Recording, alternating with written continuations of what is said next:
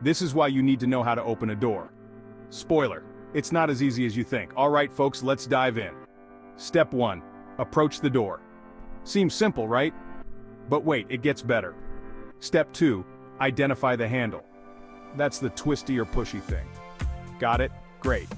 Step 3. Grasp the handle firmly. Don't be shy, it's just a door. Step 4. Twist or push depending on the type of handle. If it doesn't budge, you might need to pull. Think of it like a dance, you've got this. Step 5. Give the door a gentle nudge. Voila, it's open.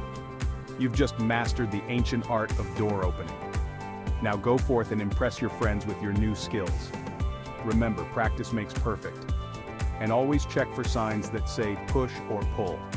Stay tuned for more DIY mysteries unlocked. Until next time, keep on exploring.